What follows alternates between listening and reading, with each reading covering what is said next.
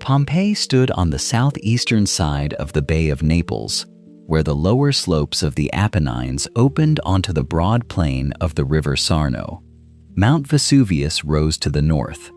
The sea lay to the west, although the ancient shoreline did not follow precisely the same course that it does today. This was not an isolated settlement beneath a mountain. It belonged to a busy region of cultivated land, river crossings, coastal routes, and neighboring communities.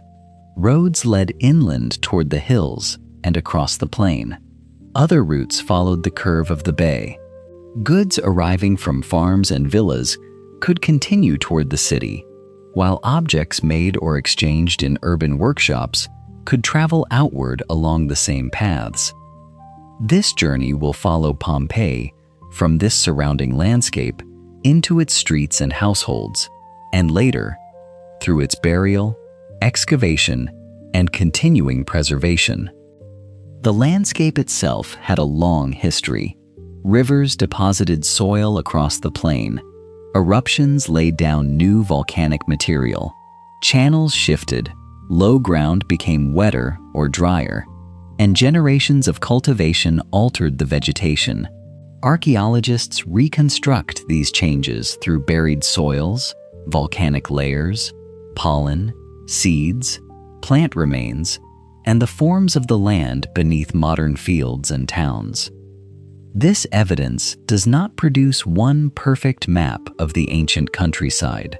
The position of particular channels and stretches of shoreline remains partly reconstructed. It does show that the world around Pompeii was never a fixed background. Water, sediment, cultivation, and settlement continually changed it. Pompeii occupied rising ground near the western edge of the Sarno plain. Its position offered access to several different environments without belonging entirely to any one of them. The city was close enough to the bay to participate in coastal exchange. It was connected to the cultivated plain and to routes leading inland. Its higher ground also distinguished it from some of the lower and wetter parts of the surrounding landscape. Ancient writers associated Pompeii with the river Sarnus and with the movement of goods between inland communities and the sea. Their descriptions are brief, and they do not allow us to reconstruct a large harbor or determine the volume of river traffic. They do confirm that the city was understood as part of a connected regional economy. Agriculture formed one part of that economy. The soils of the Vesuvian region could support vineyards, orchards, gardens, grain, and other crops, although productivity varied with location, water, labor, and changing environmental conditions. The familiar idea of exceptionally fertile volcanic soil contains some truth, but it is not a complete explanation of the region's prosperity. Cultivation depended upon people preparing the ground, maintaining plants, transporting harvests, storing produce, and connecting rural estates with urban consumers. Villas and farms stood beyond the city walls. Some contained presses, storage areas, gardens, or spaces for processing agricultural products. Roads brought their produce toward Pompeii, along with animals, fuel, building materials, pottery, and other supplies. The traffic also moved in the opposite direction. Urban demand affected the countryside, while rural production shaped the work carried out in shops, warehouses, kitchens, bakeries, and markets inside the city. The mountain was part of this landscape. Vesuvius would have been visible from many places around the plain, although its appearance before the eruption of 79 CE cannot be reconstructed in every detail. Ancient inhabitants did not possess a modern understanding of volcanic systems, and the mountain should not be imagined as a constantly recognized threat hanging over everyday life. For much of Pompeii's history, it was simply one of the region's most prominent physical features. It helped form the soils and drainage of the plain. Its slopes belong to the same agricultural and settled environment as the roads, fields, villas, and towns below. Approaching Pompeii across the plain, the distinction between countryside and city would probably have developed gradually. On some approaches, cultivated plots and scattered buildings may have given way to burial monuments beside the road, followed by the walls, gates, and denser construction of the settlement itself. The exact character of an approach depended on the direction and period. There was no single universal entrance into the city. The roads nevertheless provide a useful way of understanding Pompeii. They connected the city to Nuceria and other inland communities, to the surrounding countryside, and to the wider Bay of Naples.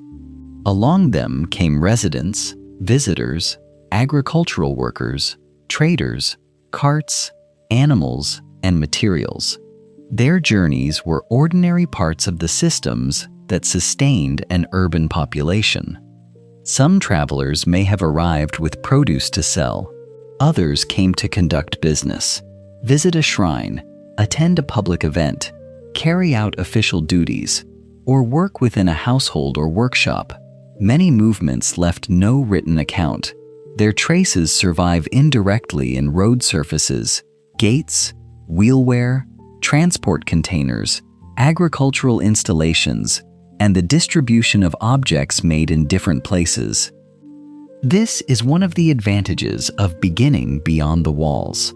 The city becomes easier to understand when it is not treated as a sealed collection of ruins. Its food, water, building materials, wealth, labor, and population all depended on movement through a larger landscape. Pompeii also changed that landscape. Urban demand encouraged cultivation and construction. Roads concentrated movement. Villas and productive properties linked landholding with trade and social status. Burial grounds developed outside the walls. Over centuries, the settlement expanded and rebuilt itself while remaining connected to the plain around it. The modern archaeological site reveals only part of this relationship. Visitors now approach along roads shaped by later development and enter through controlled routes.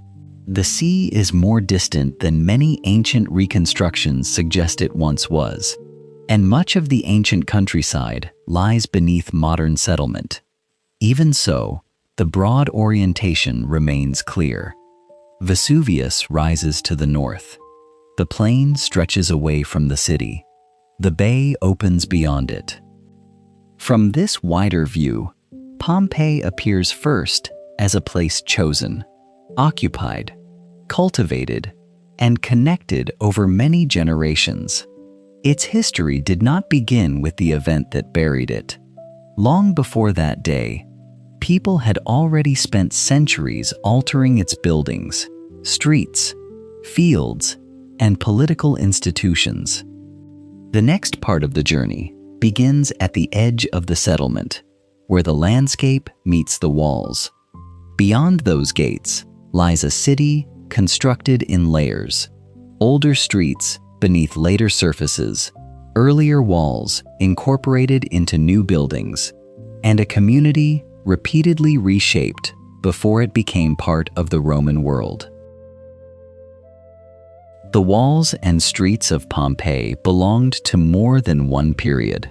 Beneath later paving and plaster, archaeologists find earlier surfaces, blocked entrances, reused foundations, and different kinds of masonry. A doorway might be narrowed. A wall might remain in place while the rooms around it were reorganized. Public buildings could be rebuilt on older sites, and houses could absorb structures that had already stood for generations. Pompeii was therefore an old city long before it became the Roman city most familiar from its ruins. Its development did not follow one simple plan, and it cannot be reduced to a neat sequence in which one population arrived, replaced another, and left a completely new settlement behind. The evidence instead suggests long periods of contact and change within Campania. People, goods, languages, building practices, and religious traditions moved through the region.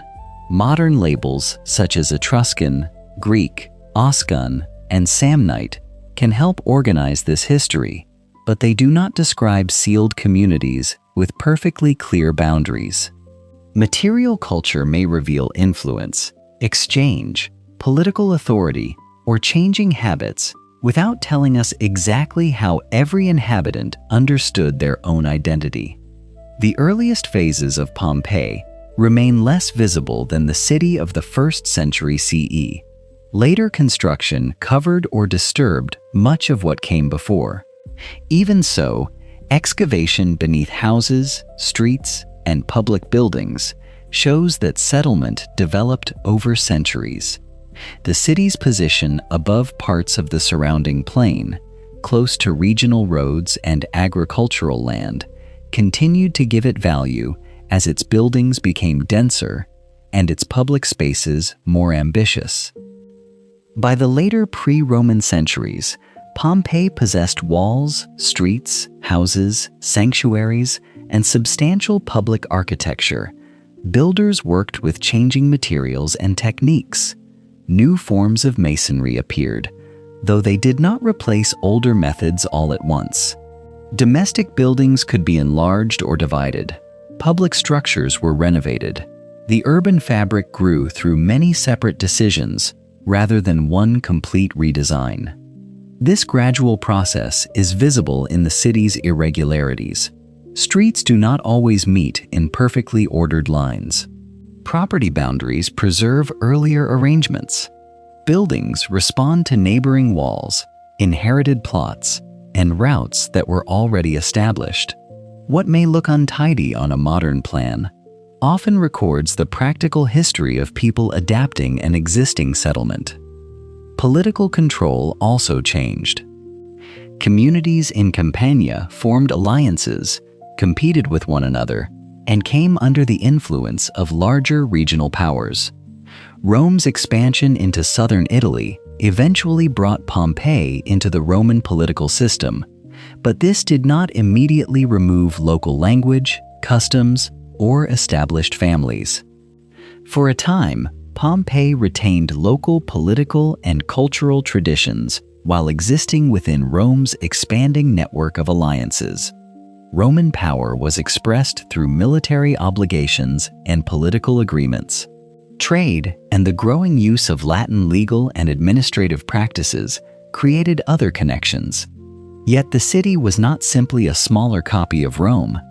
This relationship became more difficult during the Social War, a conflict between Rome and several of its Italian allies in the early 1st century BCE.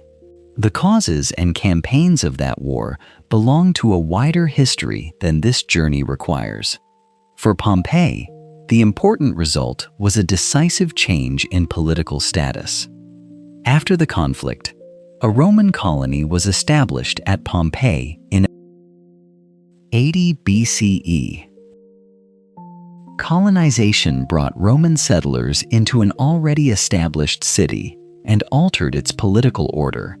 Patterns of landholding, public identity, and elite competition.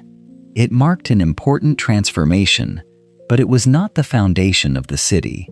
The colonists entered a place that already possessed walls, streets, sanctuaries, houses, and memories of its own earlier development. The effects on individual inhabitants are difficult to reconstruct. New families entered public life, while established families could remain visible through property, wealth, local ties, and religious or civic activity. Latin became increasingly prominent in public inscriptions and administration, though traces of earlier languages and traditions did not disappear immediately.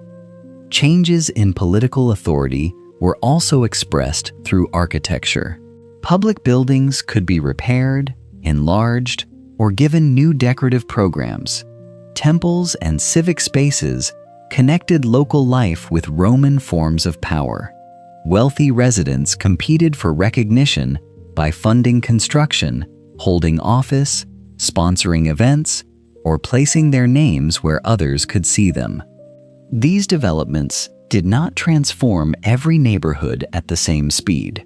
A monumental public project might rise, while an older house nearby continued to use inherited walls.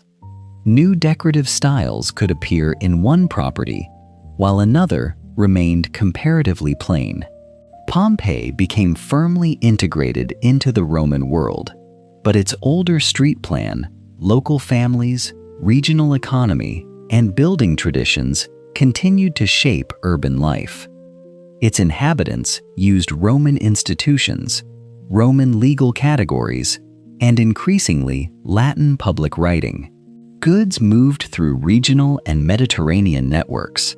Public buildings reflected styles found elsewhere in Italy. Imperial authority became visible through dedications, images, offices, and ritual.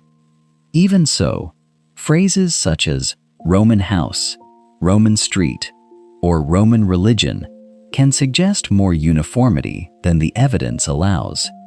Practices varied between cities, neighborhoods, households, and generations. Within Pompeii itself, surviving buildings show different levels of access to wealth, water, space, and public influence. The city also continued to change after colonization. Houses were joined, divided, expanded, rented, redecorated, or converted partly to commercial use.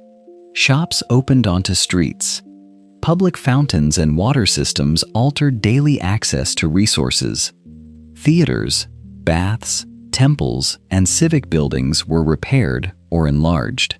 Agricultural production outside the walls remained connected to consumption and work inside them. Much of the Pompeii visible today belongs to these later centuries, but even the latest buildings contained older elements. A Roman period wall might rest on an earlier foundation. A house with fashionable decoration could follow boundaries established long before.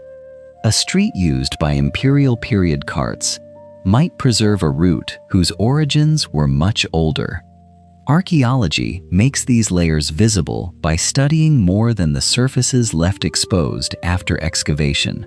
Changes in floor level, masonry, plaster, pottery, drains, doorways, and foundations can reveal how a building developed.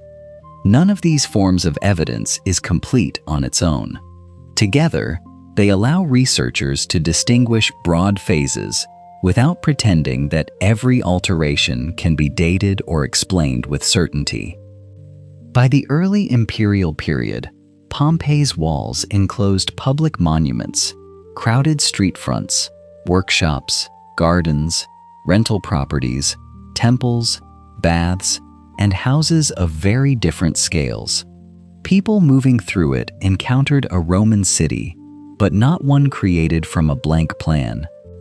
The next part of the journey passes through the gates and follows the streets inward, where paving, crossings, fountains, thresholds, and shop fronts reveal how people and goods moved through the mature city. A road approaching Pompeii eventually met the city wall and one of the gates that controlled passage into the settlement. The exact appearance of the approach varied from place to place. Some roads passed burial monuments outside the walls. Others crossed areas of cultivation or scattered buildings before reaching denser construction. At the gate, the character of the route changed. The road became part of the urban street system, bordered by masonry, doorways, shop openings, and raised sidewalks. From here, movement through Pompeii followed routes that had developed over many generations. Some streets were broad and prominent. Others narrowed between buildings or turned through quieter residential areas. The walls and gates did more than mark a boundary. They connected Pompeii with roads leading across the Sarno Plain, toward neighboring communities and around the Bay of Naples. People, animals, carts, produce, building materials, and manufactured goods entered and left through these openings. A gate was therefore both an edge and a point of exchange. Inside the walls, many streets were paved with large blocks of volcanic stone. Their surfaces were not perfectly level. Repeated movement, repairs, water, and long use left visible wear. In places, wheel tracks cut into the paving. These marks show that wheeled vehicles passed through the city, but they do not reveal a complete traffic system or tell us how busy a street was at any particular hour. Raised sidewalks ran beside many roads. Their height separated pedestrians from the lower street surface, where rainwater and other runoff could collect or move downhill. At crossings, large stepping stones allowed people to pass from one side to the other without descending fully into the roadway. The spacing of some crossing stones also left channels through which wheels could pass. This relationship between pedestrians, vehicles, and drainage was practical, though not perfectly standardized. Street width, paving, and crossing arrangements varied across the city. These differences matter because Pompeii was not one uniform urban environment. Near major public spaces, streets might open onto large buildings and broad entrances. Elsewhere, long walls concealed gardens or private rooms. Commercial frontages could create a rapid succession of open doorways, while another stretch might contain fewer entrances and less direct exchange with the street. A doorway was one of the points where public and private space met. Some thresholds led into shops. Others opened into houses, workshops, inns, storage areas, or buildings whose precise functions remain uncertain. The size and construction of an entrance could indicate how people and objects moved through it, but it does not always identify who owned the property or how every room beyond it was used. Shops commonly opened directly onto the street. Their broad entrances made goods, work, and customers part of the public edge of the building. Some commercial spaces were attached to larger houses, and documented properties could include accommodation or upper rooms connected with the street frontage. The street frontage could therefore combine residence, work, rental income, and exchange within a single property. The surviving city often appears quiet because movement has stopped and many upper stories have disappeared. In antiquity, the relationship between buildings and streets was more vertical than the present ruins suggest. Stairways and structural remains show that rooms existed above some shops and ground floor spaces. These upper areas survive unevenly, so the excavated street can appear more open than some ancient stretches would have been. The streets also carried water. Rain falling on roofs, courtyards, and paving had to move through or away from built areas. Street surfaces were shaped in ways that could direct runoff along lower parts of the roadway. Raised sidewalks and crossings helped pedestrians move above those surfaces, though the effectiveness of drainage varied by location and conditions. Pompeii did not possess one fully enclosed underground sewer system serving every street and house. Water management relied on several overlapping arrangements, including surface drainage, channels, cisterns, fountains, pipes, and building-specific installations. The street was part of this system rather than merely a path laid above it. Public fountains became important landmarks within the urban network. Their stone basins stood where residents could obtain water and where streets met or passed through neighborhoods. The fountains will become the focus of the next chapter, but even here they help with orientation. They joined daily labor to the shape of the city, because water collected at the street had to be carried onward into houses, shops, and workplaces. The distance between a fountain and a doorway could matter. For a building without a private supply, collecting water required repeated movement through the street. Containers had to be filled, lifted, carried, and emptied. The surviving fountain network therefore reveals not only infrastructure, but also routes of ordinary work. Deliveries, repairs, waste removal, and workshop access also passed through thresholds and street-front rooms. The boundary between street and building was often active rather than sealed. Written messages appeared on exterior walls. Painted electoral recommendations, notices, names, and scratched graffiti turned street surfaces into places of communication. These texts will be examined more closely later, but their location already shows that movement through Pompeii involved reading as well as walking. A wall facing a well-used route offered visibility that an interior surface did not. These texts do not prove universal literacy, but their placement shows that streets were also spaces of public communication. Movement through Pompeii also depended on time, purpose, status, and physical ability. A person carrying water experienced a street differently from someone arriving for civic business. A shopkeeper working at an open frontage had a different relationship with the roadway from a resident whose rooms lay deeper within a property. People of different status and occupation could follow the same paving while experiencing the city in very different ways. The archaeology rarely allows one journey to be reconstructed in full. It preserves routes, surfaces, installations, and points of access more readily than the thoughts or destinations of individual travelers.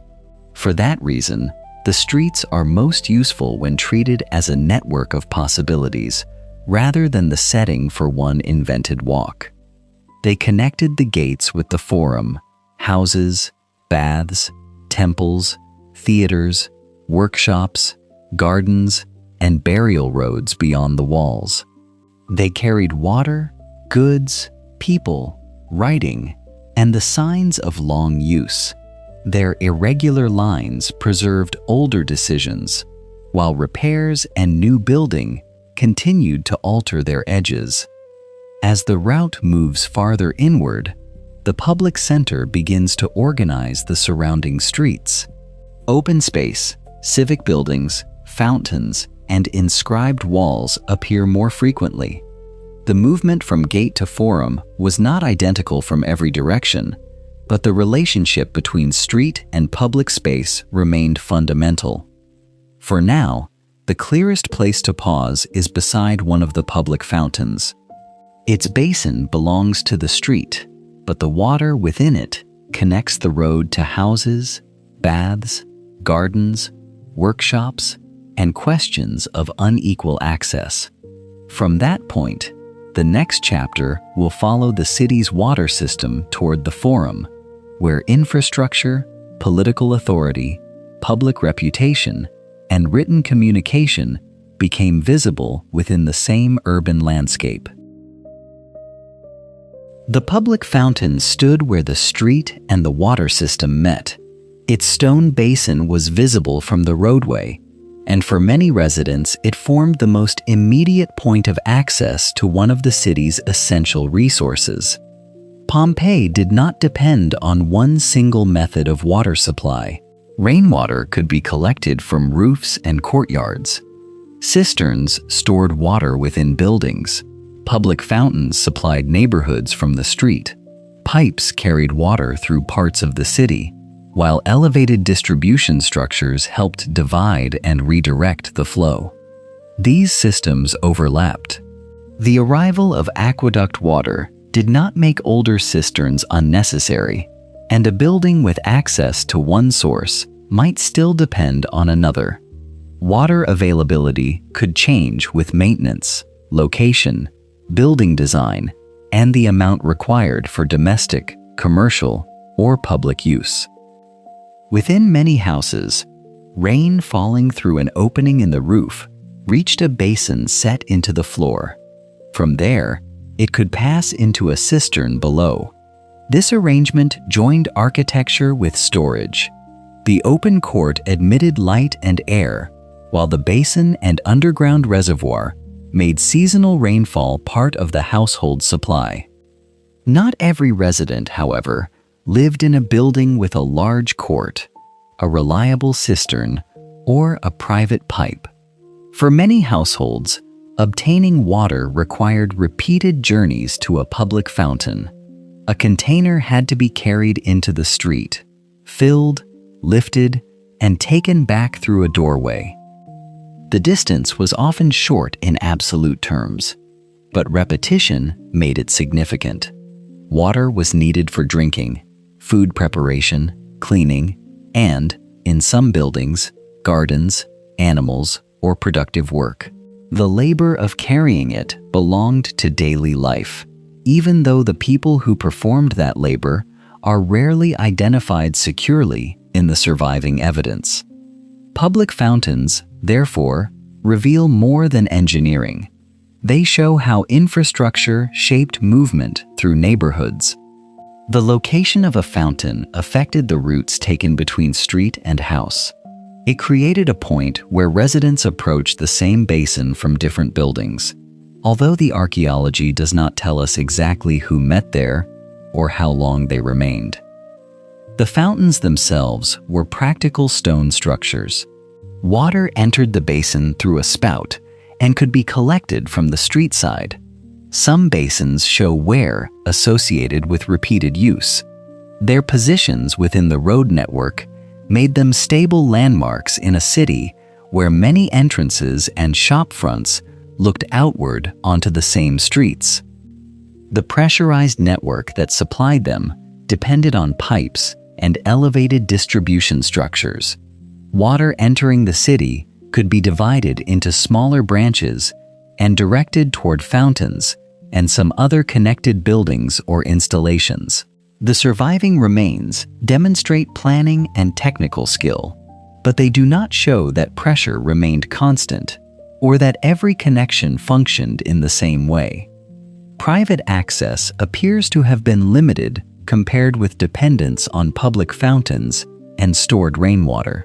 Some large properties, baths, gardens, and particular productive installations received water through dedicated arrangements.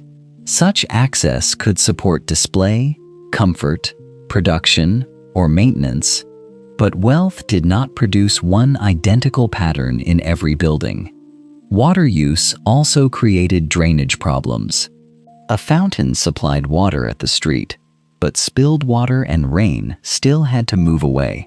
Houses, baths, workshops, courtyards, and lavatories produced different flows. Some buildings used channels or drains. Others relied more heavily on street surfaces, pits, or building-specific arrangements. The system should not be imagined as a modern network of fully enclosed pipes, drains, and sewers serving every property. It was a combination of public infrastructure and local solutions, shaped by topography, resources, construction history, and unequal access. These inequalities were practical rather than abstract. One household might collect rainwater below its own roof. Another might send someone repeatedly to a nearby fountain. A garden with a private connection could use water differently from a rented room above a shop. A bath complex required an amount and continuity of supply far beyond that of a small domestic unit. Water therefore connected engineering with status, labor, architecture, and urban geography. It moved from aqueduct and distribution structure to pipe, basin, container, courtyard, workshop, or bath. At every stage, access depended on both the city's systems and the building or household receiving it. From the fountain, the route now reaches the forum. Here, the subject changes from the distribution of water to the distribution of civic authority. The Forum formed Pompeii's principal public center. Its open space was bordered by buildings associated with government, legal proceedings, commerce, religion, commemoration, and public display. The precise use of some structures remains debated, and activity changed over time. But the concentration of major buildings made this area different from an ordinary residential street. The open space allowed people to move among entrances, monuments, and public offices. It also created visibility. Buildings, inscriptions, statues, and dedications could be placed where they would be encountered by many of those passing through the center of the city. It is generally associated with legal and commercial activity, though the surviving architecture cannot reconstruct a complete daily schedule. The building offered a covered setting in which business, disputes, agreements, and public interaction could take place away from the open square. Other buildings housed municipal activity or were linked with civic administration. Pompeii's government involved local magistrates and councils operating within Roman political structures. Their titles and exact responsibilities can become complicated, but the essential point is simpler. A limited group of eligible men held public office, supervised aspects of urban life, and competed for civic standing. Political participation was unequal. Legal status, gender, wealth, reputation, and citizenship shaped who could hold office and whose names appeared most prominently in public inscriptions. The most visible individuals in the surviving record were not necessarily representative of the city's full population. Public life extended beyond office holding. Wealthy residents could fund buildings, repairs, entertainments, or religious activity. These acts of benefaction joined private resources to public reputation. A dedication carved into stone could preserve the donor's name long after the original event had passed. Eumakia provides one well-documented example of this public visibility. Her name appears in connection with a large building at the Forum and with her role as a public priestess. The inscription demonstrates that a wealthy woman could participate in civic commemoration and building patronage, although her position should not be treated as typical of women across Pompeian society. The exact function of the building associated with her remains debated. It has often been linked with textile workers or commercial organization, but the evidence does not permit a complete account of what occurred inside it. The safer conclusion is that the structure joined architecture, patronage, religion, public reputation, and economic interpretation in ways that remain partly uncertain. The Forum also displayed political communication on a broader scale. Election notices were painted on exterior walls throughout the city, recommending candidates for municipal office. These texts are commonly called programmata or painted electoral endorsements. They named candidates and sometimes the individuals, groups, or occupations supporting them. Their placement turned walls facing streets and public routes into political surfaces. A passerby could encounter several endorsements while moving through the city, although the surviving notices do not reveal exactly how every resident read or responded to them. The process differed from modern party campaigning. Candidates operated within a small municipal system, and endorsements relied on local reputation, status, personal networks, occupation, and public visibility. The notices do not provide a complete record of political opinion, but they show that election activity was materially present within the streetscape. Writing also appeared in more permanent forms. Stone inscriptions recorded dedications, offices, repairs, honors, and commemorations. Painted texts could be renewed, or covered. Scratched graffiti might remain unnoticed beneath later writing. Together, these layers made the public city both built and inscribed. Not everyone could produce or understand every kind of text. A formal Latin dedication required different resources and skills from a short scratched name or painted recommendation. The abundance of writing demonstrates several levels of literacy and participation, not universal education. The Forum concentrated these differences. A magistrate's name might appear on a public building. A wealthy patron could be commemorated in stone. A candidate could be promoted on a wall.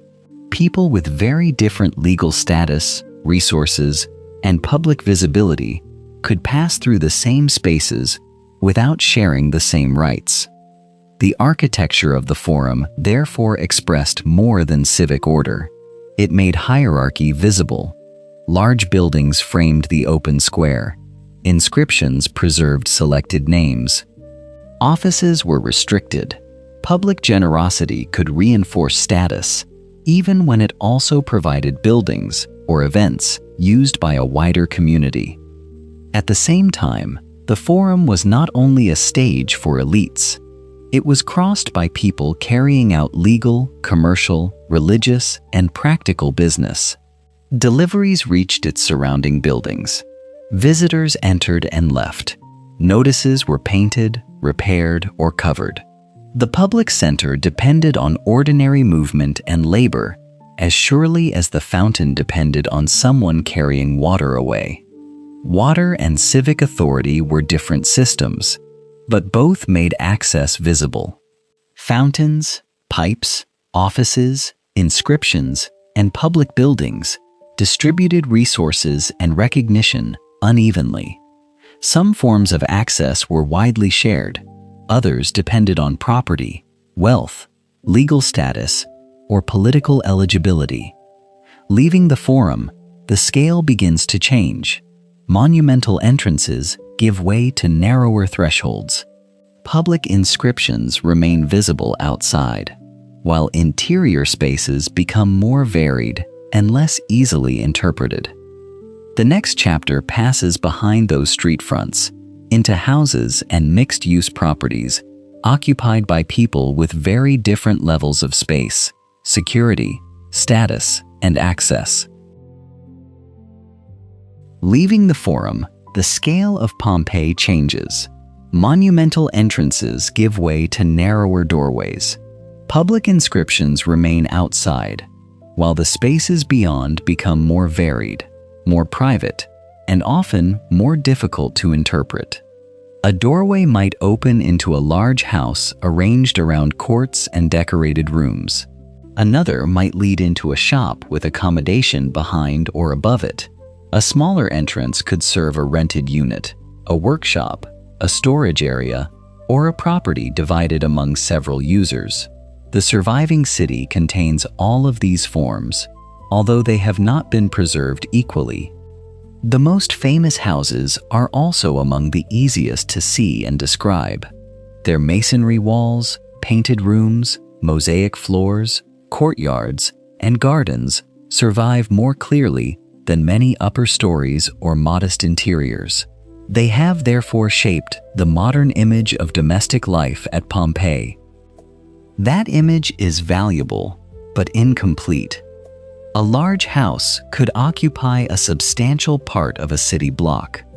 From the street, its entrance might lead toward an internal court, with rooms opening around it and other spaces extending farther back. Decorative surfaces, water installations, gardens, and carefully arranged views could express wealth and social ambition. Such a property was not simply a private refuge in the modern sense. It could receive visitors, store goods, support work, display status, and connect directly with shops or rented rooms along the street. The boundary between household, business, and public reputation was often more flexible than the surviving labels suggest. Modern plans commonly assign Latin names to different room types. These terms are useful for orientation, but they should not be treated as proof that every room had one permanent function. Furniture could be moved. Activities could shift with season, household needs, status, and time of day. A space used for receiving visitors might also be used for storage, work, eating, or sleeping under different circumstances. Object distributions sometimes complicate traditional room labels. Cooking vessels, lamps, tools, containers, and personal items do not always appear where a modern architectural diagram might lead us to expect them. Objects could also be moved before the eruption, displaced during collapse, removed in antiquity, or separated from their contexts during early excavation. For these reasons, a room's shape and decoration can suggest possible uses without preserving a complete daily schedule. The people using a large property could also be connected to it in different ways. Ownership, residence, work, service, tenancy, and visiting could bring people into different parts of the same building.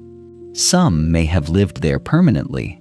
Others entered for business, ritual, repair, service, or social visits. The archaeology rarely reveals the complete household at one moment. A building might outlast several generations of owners and occupants.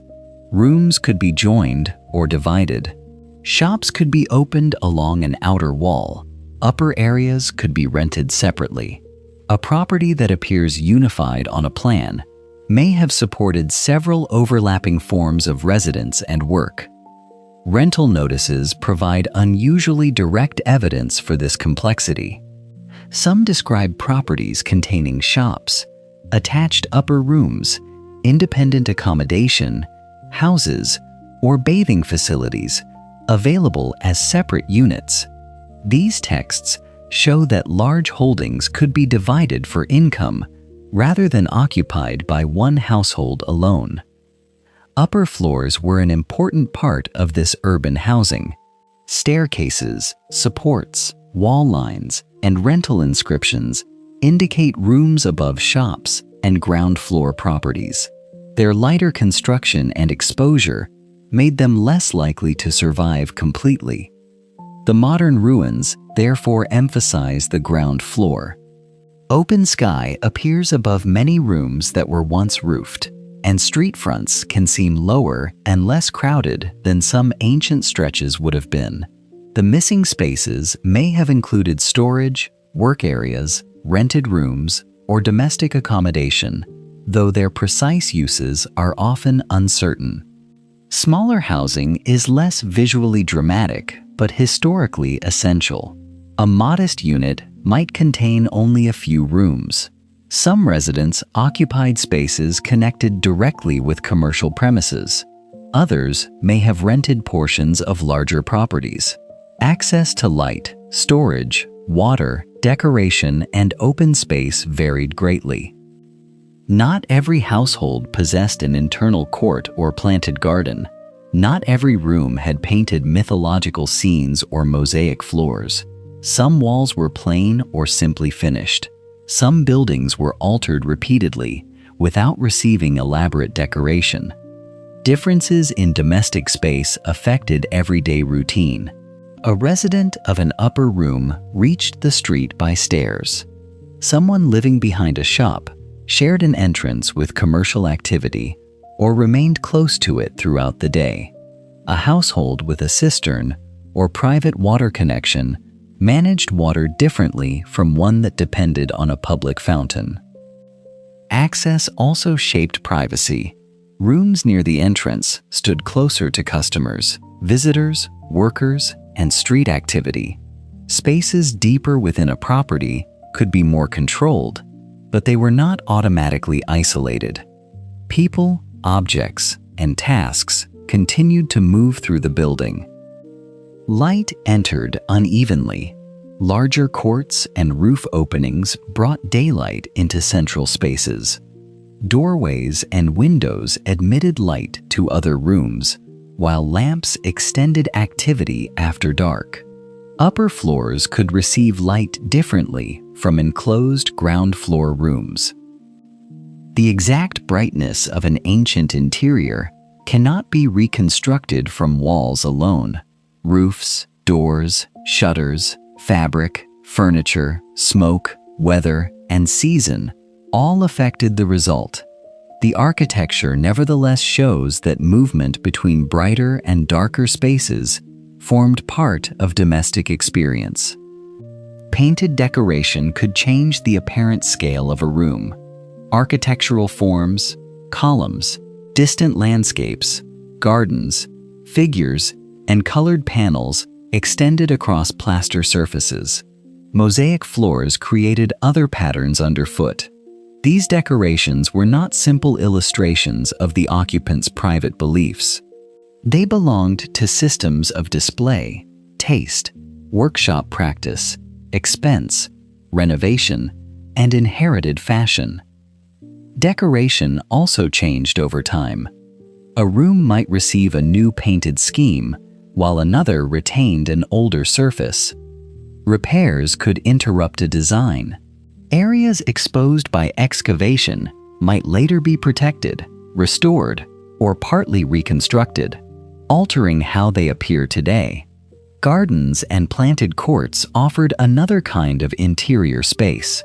Some properties contained open areas with planting beds, water features, pots, or paths. Root cavities and archaeobotanical remains can sometimes help identify planting, while wall paintings preserve idealized versions of greenery, architecture, birds, fountains, and enclosed landscapes. These lines of evidence must be kept separate. A painted tree does not prove that the same species grew outside the wall. A planting cavity may identify the position of a root without preserving the complete appearance of the garden. Fragrance, color, and seasonal condition cannot be reconstructed for every property. Even so, gardens were not merely decorative backgrounds. Depending on the property and surviving evidence, planted areas could contribute open space, cultivation, display, or practical use within the building. Their use varied according to the size and purpose of the property. Some planted areas belonged to large decorated houses. Others occupied properties altered after earthquake damage or changing economic circumstances. An open plot might be cultivated productively rather than restored immediately as residential space. The category garden therefore includes spaces with different social and practical functions. Domestic religion also appeared within houses and mixed-use buildings. Small shrines, painted divine figures, altars, and ritual vessels marked settings for household or commercial practice. Their presence shows that ritual could be integrated into everyday architecture. These objects do not reveal the complete beliefs of every person who occupied the building. A shrine could be maintained across changes of ownership or use. Images might relate to protection, household continuity, work, status, or established custom. More detailed ritual evidence belongs later in the journey, but the physical installations remain part of the domestic environment. Work was equally difficult to separate from residence. A shop might form the front of a larger house. A room could hold tools or stored materials. Textile processing, food preparation, retail, repair, or administration could occur within properties that also contained sleeping, dining, or reception spaces. This overlap did not make every house a workshop or every shop a home. It shows instead that Pompeian properties were adaptable.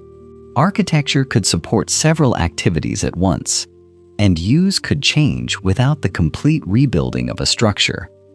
The names given to many houses can make them seem more securely identified than they are. A modern name may come from a painting, statue, inscription, prominent object, early excavation, or proposed owner. Some names are convenient and long established, but they should not automatically be read as ancient addresses or proven ownership. The same caution applies to household relationships. Rooms do not identify a nuclear family. Objects do not always identify their users. Sleeping arrangements, tenancy, service, dependence, and ownership may leave only partial traces. What survives most clearly is variation.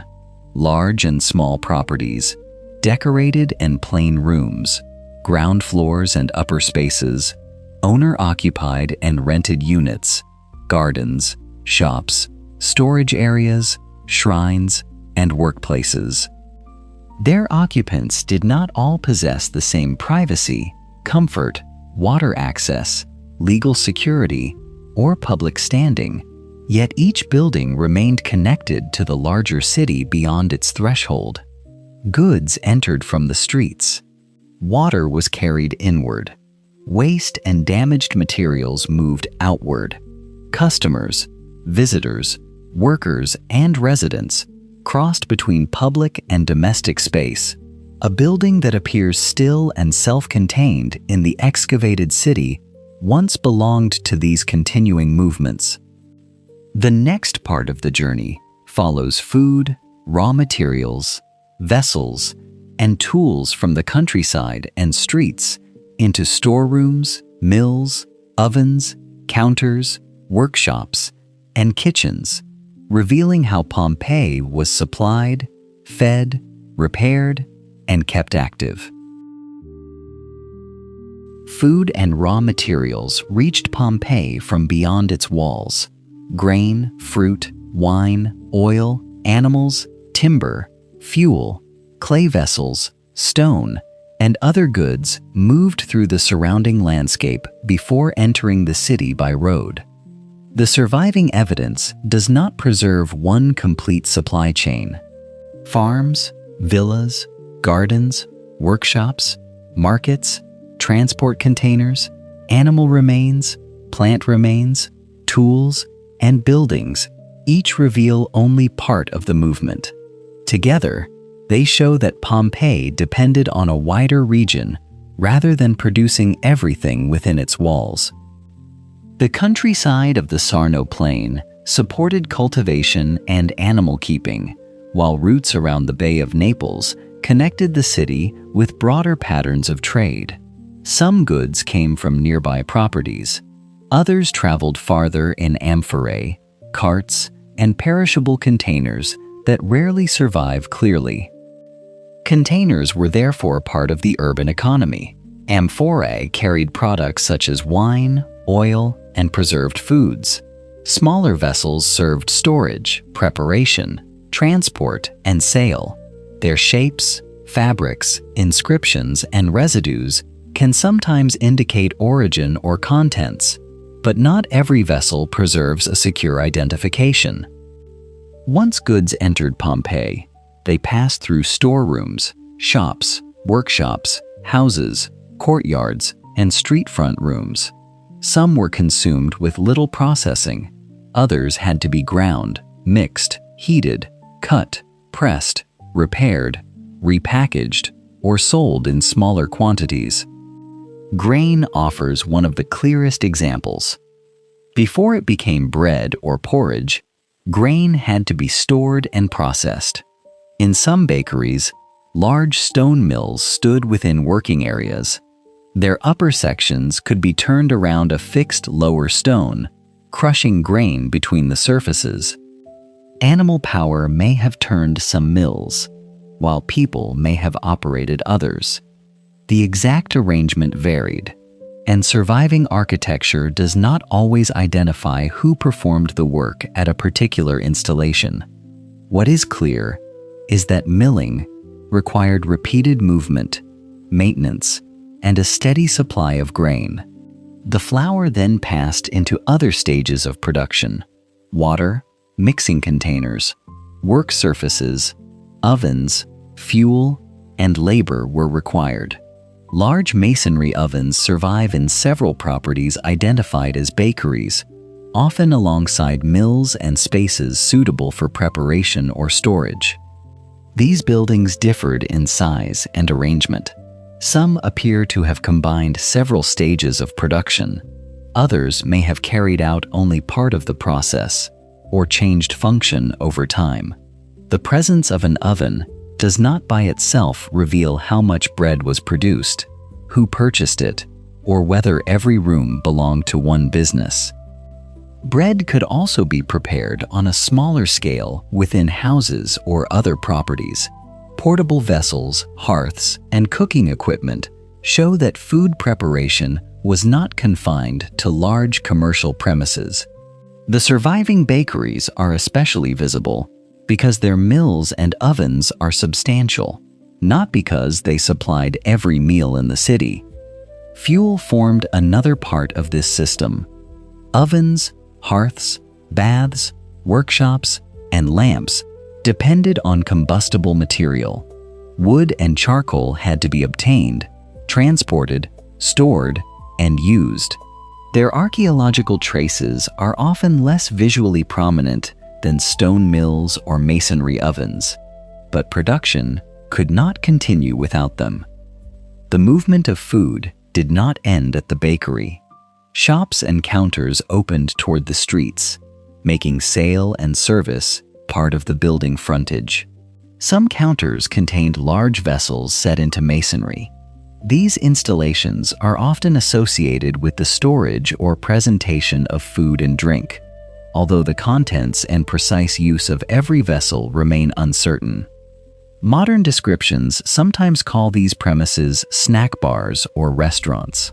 Such labels can be convenient, but they risk making ancient establishments seem more uniform than they were. A street-front counter could belong to a property that combined retail, preparation, storage, accommodation, or other work. Different foods required different forms of handling. Wine could be transported in amphorae and transferred into other containers. Oil might be stored, measured, or used in cooking and lighting. Fruit, pulses, grain, fish products, meat, and prepared dishes left different kinds of archaeological evidence, and some survive far better than others. Plant remains may be preserved through charring, mineralization, impressions, or unusual burial conditions. Animal bones can reveal consumption and butchery, but their location may reflect disposal rather than the place where food was eaten. Containers may have been reused. Residues may represent one stage in a vessel's history rather than its entire working life. A kitchen, therefore, is not always easy to identify from one object or one room shape.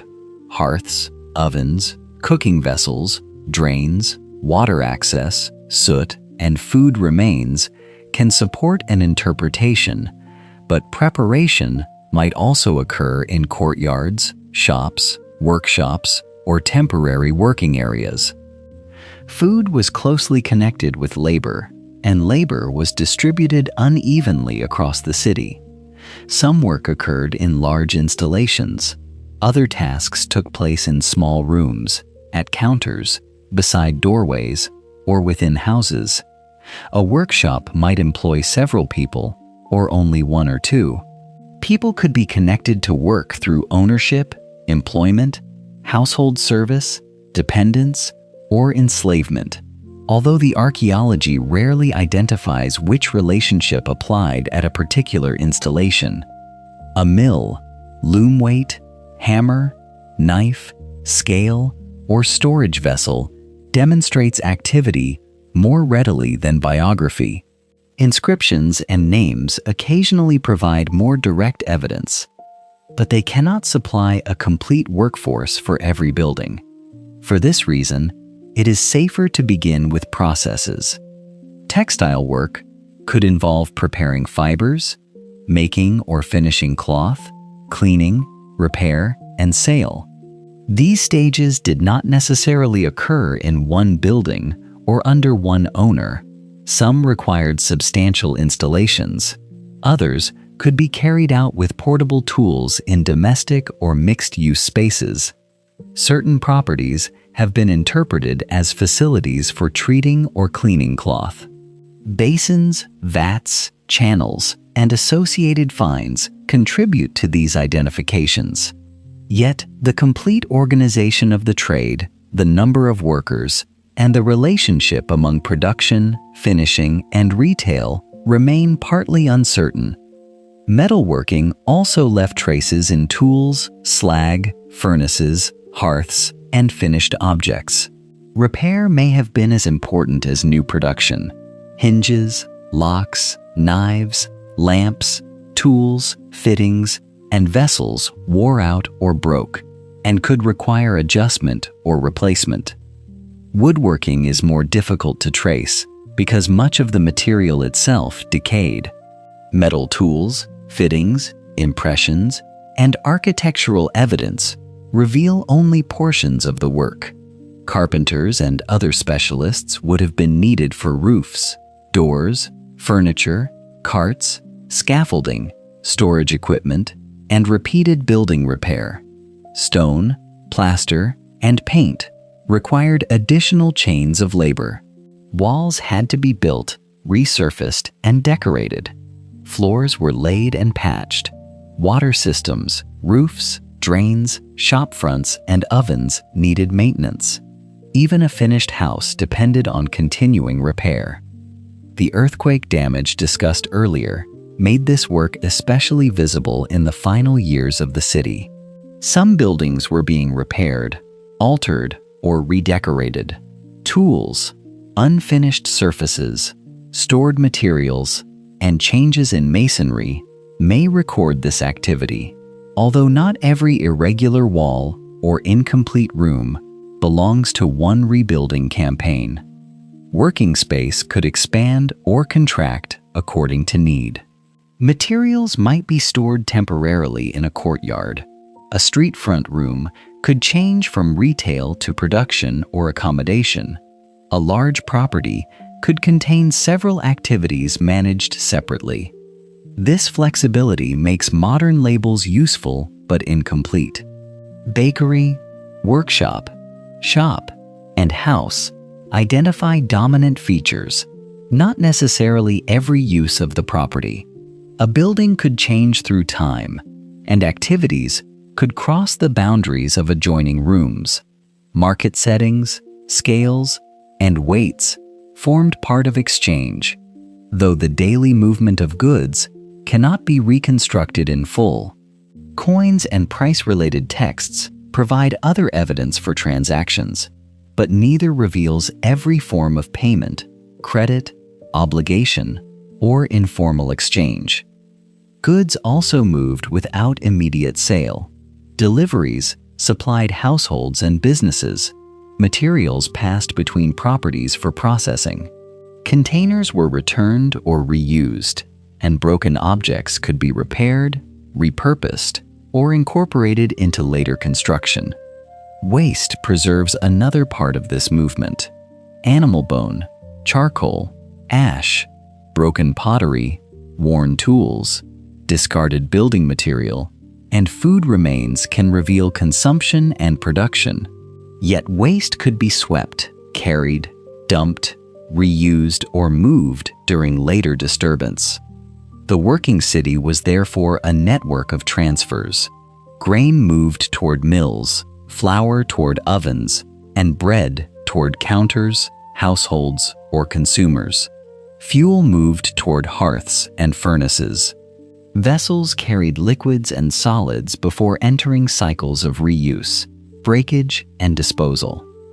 These movements required people, but the evidence preserves tasks more securely than individual lives. A worn threshold may show repeated access. A polished tool may show long use. A repaired vessel may show that replacement was not always immediate. A group of installations may reveal coordinated production without identifying every hand involved. The same caution applies to social rank. A decorated house could contain working rooms. A modest property could support skilled production. Ownership of a business did not necessarily mean that the owner performed every task, and the presence of costly equipment does not identify the status of those who operated it. Even so, work was visible throughout Pompeii. It appeared in open shop fronts, stone mills, ovens, vats, counters, tools, storage jars, repair materials, and altered rooms. The city streets joined these places to one another and to the agricultural landscape beyond the walls. The next chapter turns from production toward public identity and social position. Inscriptions, ritual spaces, and legal distinctions will show how status became visible within places shared by many others. Across Pompeii, status became visible in stone, paint, architecture, office, ritual, and access. It did not appear in one single form, and it was not distributed evenly. A name carved into a public building could preserve an office or act of benefaction. A painted endorsement could recommend a candidate. A household shrine could mark a setting for ritual. A large entrance, decorated room, public monument, or formal title could place one person more prominently than another. These traces are abundant, but they do not provide a complete social map. Roman law distinguished people by citizenship, freedom, gender, family position, and other forms of legal standing. Together with wealth and reputation, these distinctions shaped rights, property, office holding, and public recognition. The archaeology of Pompeii often preserves the visible results of these distinctions more clearly than the legal processes behind them. A monument can show that someone received honor. An inscription can record a title. A building can demonstrate substantial resources. None of these, by itself, reconstructs the person's entire position within society. Inscriptions are among the most direct forms of evidence. They record names, offices, dedications, building work, religious roles, and acts of public generosity. Their wording was selective. A formal inscription stated what its commissioner or community chose to preserve. Not every fact about the event or person involved. The location of an inscription also mattered. Words placed above an entrance, beside a statue, on a tomb, or within a public building gained meaning from the surrounding architecture.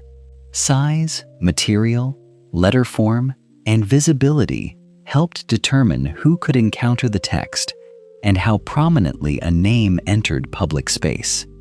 Such inscriptions favored people and institutions with the resources or authority to commission durable display. Many residents left no comparable monument.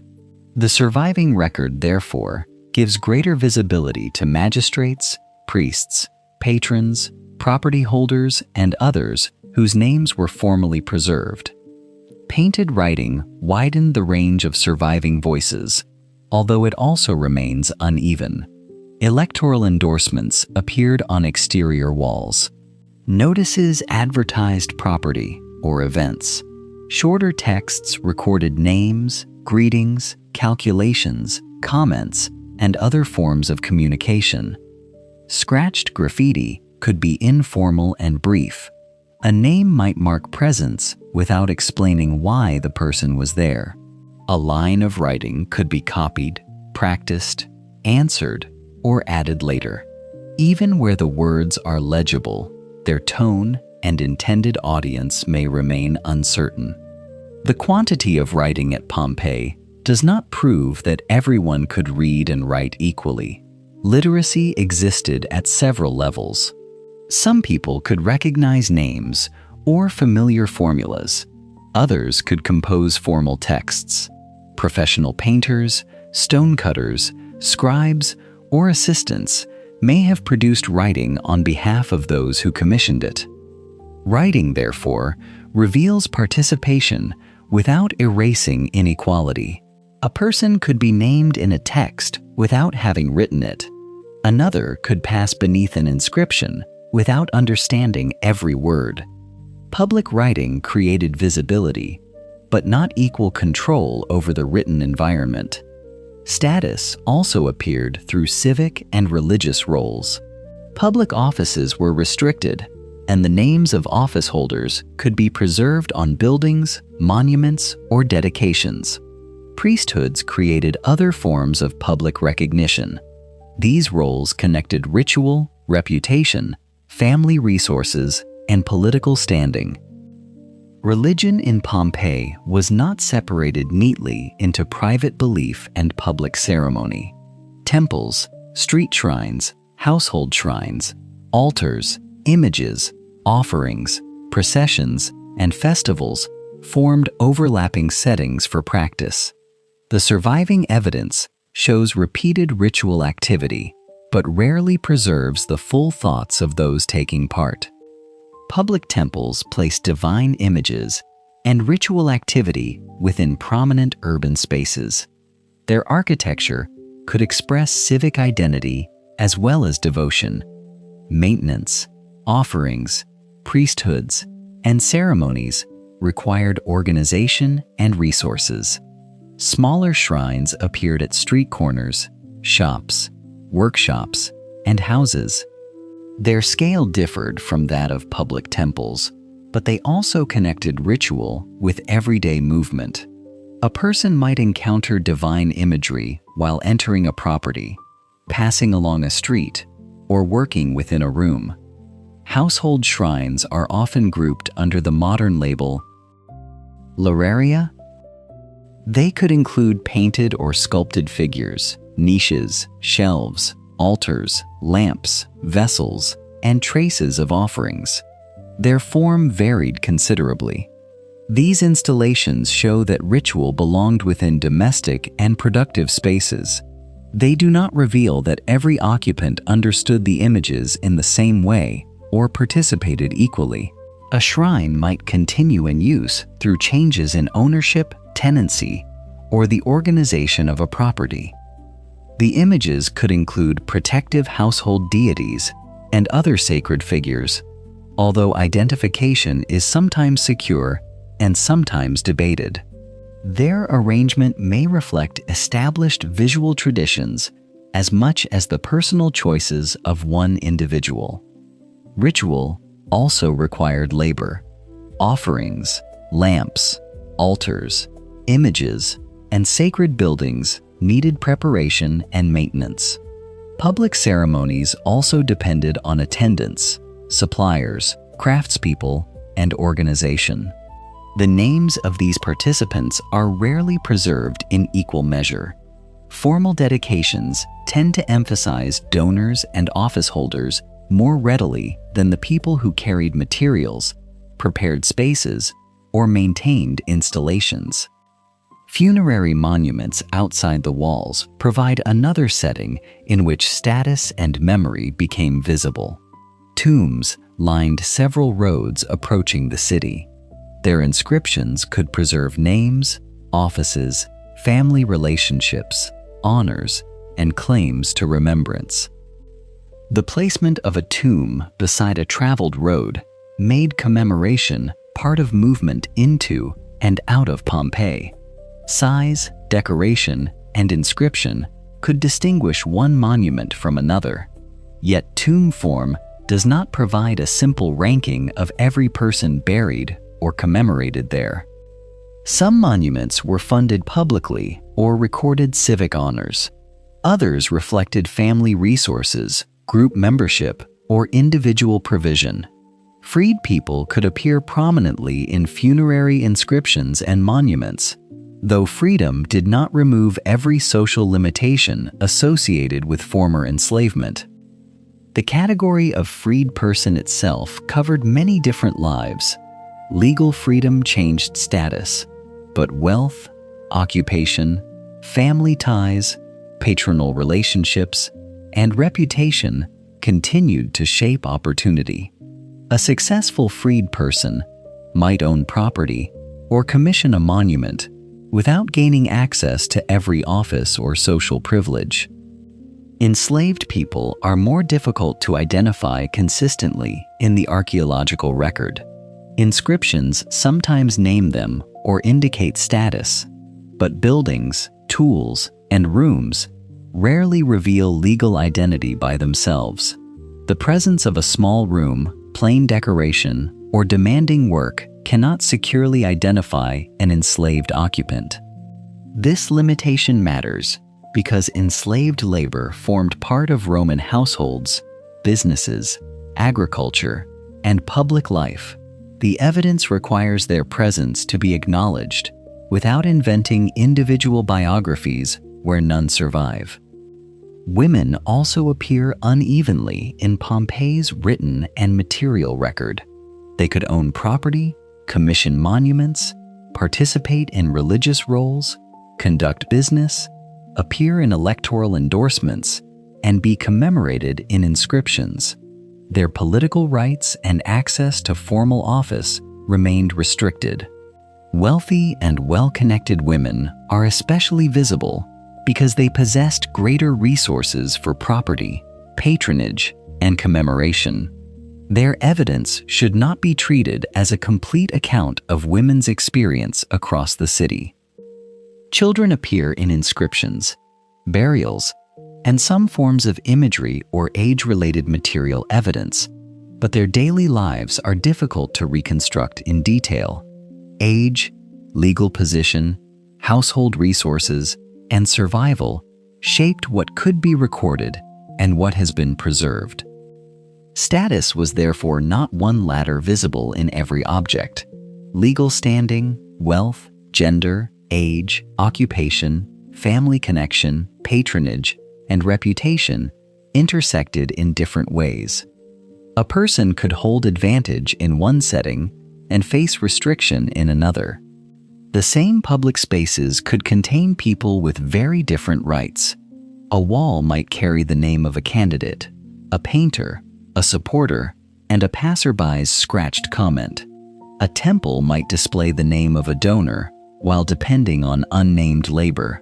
A house might express wealth at its entrance while containing people whose legal and economic positions differed sharply. Pompeii's written surfaces preserve formal honor beside casual marks, public office beside private names, and durable stone beside temporary paint. Yet abundance should not be confused with completeness. Many people remain visible only indirectly through the work, movement, buildings, and objects that shape the city around them. From inscriptions and ritual spaces, the journey now moves toward places of collective leisure and bodily care. Baths and theaters brought people together within highly organized buildings, while earthquake repairs altered the routes, surfaces, and rooms through which they moved. The next chapter will enter those shared spaces and examine how bathing, performance, access, maintenance, and rebuilding became part of the public life of a city still under repair. From inscriptions and ritual spaces, the route now turns toward buildings designed for shared use. Baths and theaters gathered people within carefully organized interiors, where access depended on architecture, maintenance, custom, and social position. Pompeii contained several bathing complexes rather than one single public bath. They differed in size, date, arrangement, and state of preservation. Some had long histories of alteration. Others were still being built, repaired, or adapted during the final period of the city. A bath building required more than a sequence of decorated rooms. Water had to arrive. Furnaces needed fuel. Heated air had to circulate beneath floors or through parts of the walls. Roofs, drains, basins, plaster, doors, and pavements all required continued attention. The surviving rooms often make this organization visible. Entrances led toward changing areas and bathing spaces of different temperatures. Some rooms contained pools or basins. Others depended on heated floors and walls. Open courts could support exercise and movement between parts of the complex, while also providing space outside the heated rooms. Modern labels divide bath suites into cold, warm, and hot rooms. These terms are useful, but the experience was not produced by room names alone. Temperature depended on fuel, furnace operation, water supply, building condition, weather, and the number of people using the space. Bathing, therefore, relied on labor that is less prominent than the architecture. Fuel had to be delivered and stored. Furnaces had to be tended.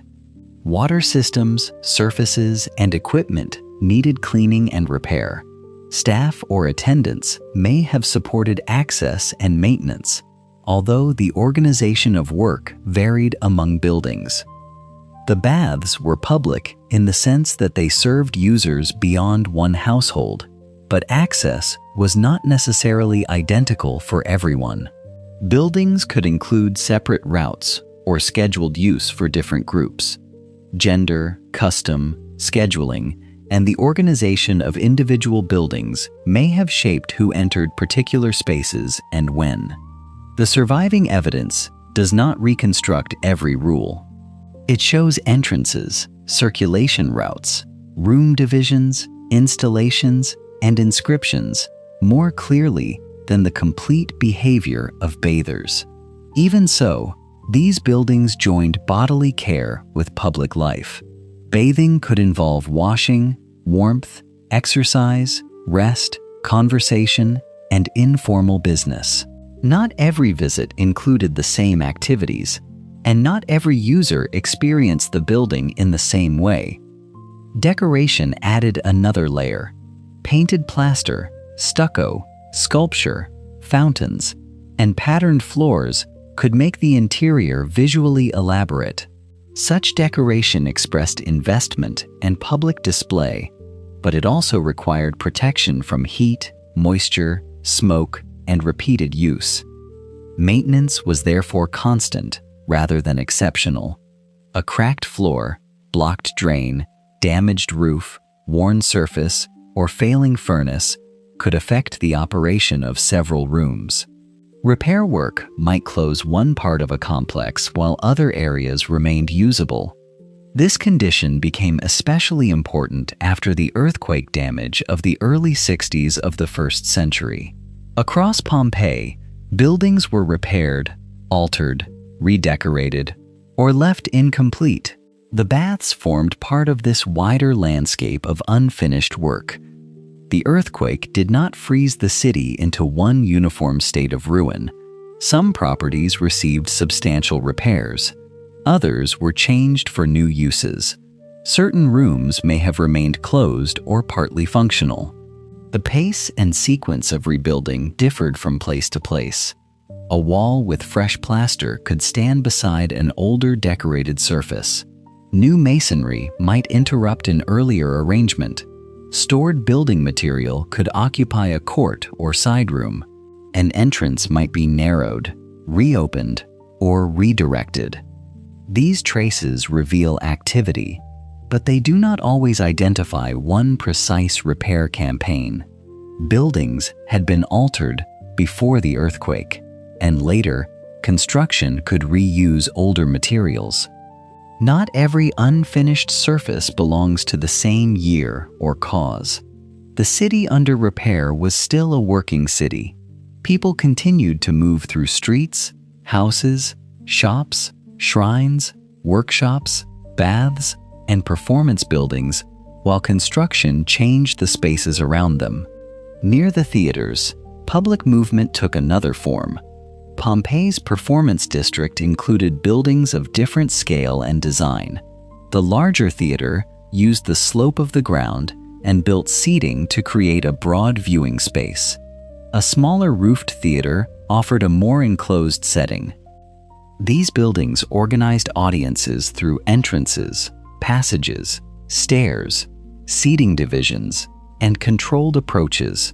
Architecture helped move many people into position without requiring everyone to cross the same route.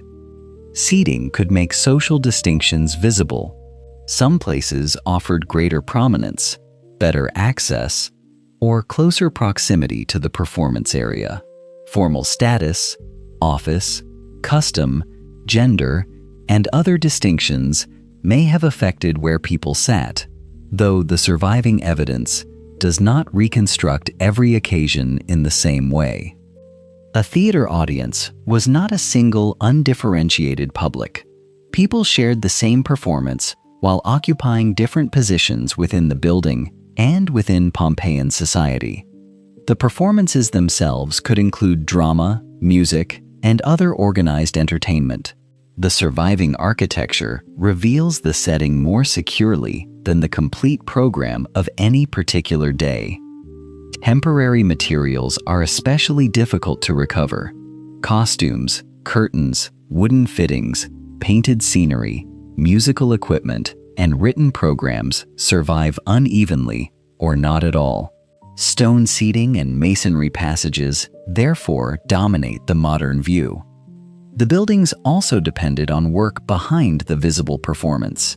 Entrances and surfaces had to be managed and maintained, while temporary wooden and fabric elements required repair or replacement. Performers, attendants, craftspeople, and suppliers contributed to events, although their names are rarely preserved equally. Like the baths, the theaters depended on circulation, upkeep, staffing, and repair. Earthquake damage affected this district as well. Repairs and alterations formed part of the wider building activity visible across Pompeii. The evidence does not show that every public building followed the same schedule or returned to use at the same pace. Baths and theaters therefore present two forms of collective life. One organized water, heat, movement, and bodily care. The other organized sight, sound, seating, and performance. Both depended on unequal access, material resources, and continuous labor. They also reveal a city that was neither fully restored nor abandoned. Fresh work stood beside old surfaces. Functioning rooms existed near interrupted construction. Familiar routes continued through buildings whose walls, roofs, and decorations were being changed. This unevenness is important. Pompeii, in its final years, was not simply waiting for destruction. It was repairing damage, adapting property, maintaining public buildings, and continuing ordinary activity. From the theaters, the route turns once more toward the streets. Walls carry election notices, and repairs remain visible. Houses, shops, shrines, and public buildings still connect through the same network established earlier in the journey. The next chapter will remain within that inhabited and unfinished city as the eruption begins.